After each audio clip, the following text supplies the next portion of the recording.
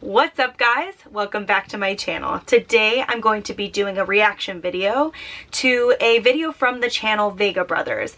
Now these guys have traveled a lot, so I thought it would be fun for us to sit down together and watch one of their videos that I haven't seen before.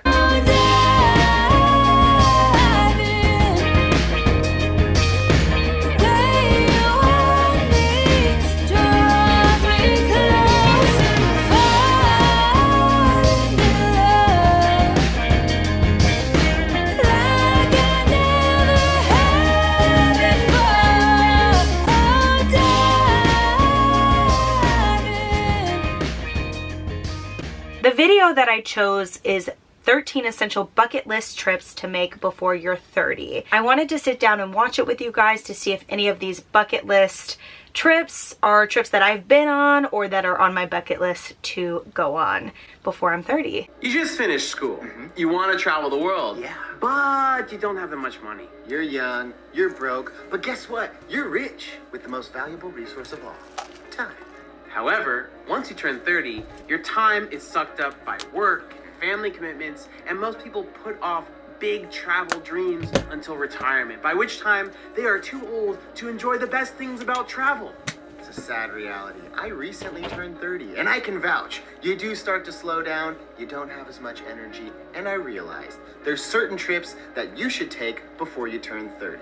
Whether you're fresh out of school, in the depths of a quarter-life crisis. I like how they mentioned quarter-life crisis, because we all know that's what I'm in.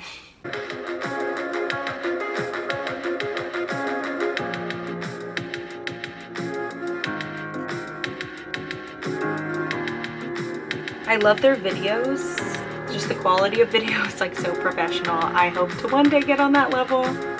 We'll see. First up, backpacking through Europe with your best friends. Now, I know it's a little bit cliche, but trust us, this really is an incredible experience. We did it. I still remember my first backpacking trip with my best friends from high school. It is a great experience for first-time travelers because it's relatively easy to get around. There's a lot of diversity in a small area, and most passports have visa-free travel. But most importantly, it's a great trip to take with your best friends because as you get older, unfortunately, life happens. People get busy, priorities come up, and it gets harder and harder to dedicate time to go travel with friends. I want to backpack Europe with my friends. My best friend and I, that is a dream of ours. We wanted to do it before COVID. So hopefully here in the near future, I can do that. I have yet to do that. So I think that would be fun. In your 20s, you don't have a lot of cash, but you do have a lot of time. That's why it's important to take a big trip before you're 30. Sure, Europeans get to enjoy month-long holidays throughout their entire career, but in the United States, once you start working, you're gonna get 2 weeks of vacation time per year, maximum, for the rest of your working life. That's why you should consider taking a month or two to travel before you really get focused on your career. I agree with that. I think that is the thing that sucks about America. We're workaholics and we don't get time off for vacationing. A lot of other countries around the world get longer period of time off so they can travel and do vacations. So to his point, I do actually agree. I think if you can take a long trip, that was the best thing I did after I graduated from my undergrad, was go to the Philippines for a month. I don't regret it at all. And like he said, you have a ton of time and you can budget trips and make your dollar stretch. A gap year is not an option for most people, but don't worry. I wish I did. A big trip does not have to take a full year or cost a lot of money. The key to long-term travel on a budget is picking a part of the world where you can get by on $25 to $50 a day. Places like Southeast Asia, Latin America, and the cheapest country of all, India, where you can easily get by on $1,000 a month.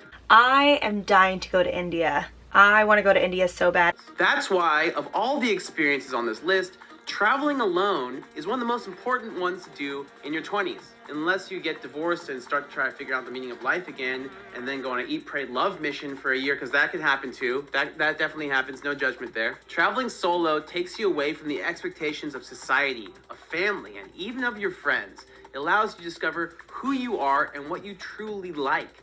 And most importantly, it teaches you to be comfortable being alone. I agree with him. I think everybody should travel alone at least once in their life. It's my favorite thing to do. You have time away from people to where you can figure out who you are, what you like, decompress, and just enjoy yourself. You can do whatever you want to do, and I love it. At some point, everyone should travel like a free spirit. No plans, no expectations, and not a lot of money to make it happen.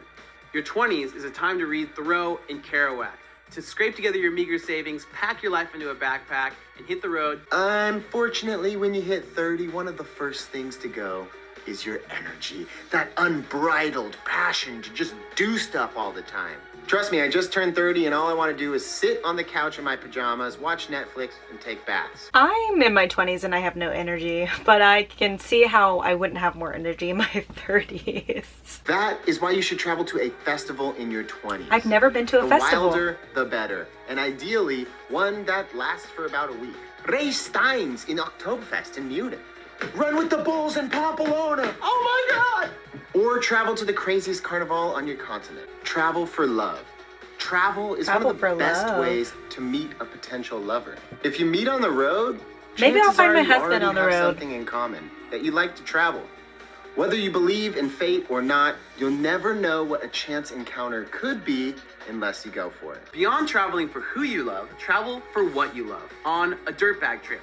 A dirtbag trip is when you use all of your time and money to pursue one of your favorite hobbies, usually at the price of comfort. As you grow older, work and family take up more of your time, and hobbies become vital for your well-being. I like his point of making hobbies a priority now, how that's going to make you happier in the long run. A lot of times we think by doing things that we love, it's selfish, but in turn it makes you a more fulfilled person to then be selfless to give to others. So I agree with him 100%. Go do things you love. That's what I'm doing now. If people think I'm selfish, once you have the basic gear, camping is extremely cheap, and it's a great way to travel and save money for bigger adventures abroad. Camping, you gotta go camping. Another essential experience is cultural immersion. Travel almost always gives you perspective because it shows you how other cultures do things. But oftentimes we're so eager to see as much as we can that we move from place to place to place, frantically snapping photos, and in the end, you see nothing. So at least once in your 20s, stick around a place long enough to get some cultural immersion. So use this opportunity to brush up on your high school Spanish in Antigua, Guatemala. Antigua. I love Antigua, Guatemala. Guatemala has a special place in my heart. Stay around long enough to feel like a local. Whether it's a 2-week intensive course or 2 years with the Peace Corps, taking the time to lose yourself in another culture is very much worth it. Let's talk about your bucket list. The bucket list is a list of things that you want to do before you kick the bucket. That is, before you die. When you're 20, you feel like you're invincible, but the sad truth is that you are not. Accepting that life is going to come to an end really helps you prioritize how you spend your time and your money.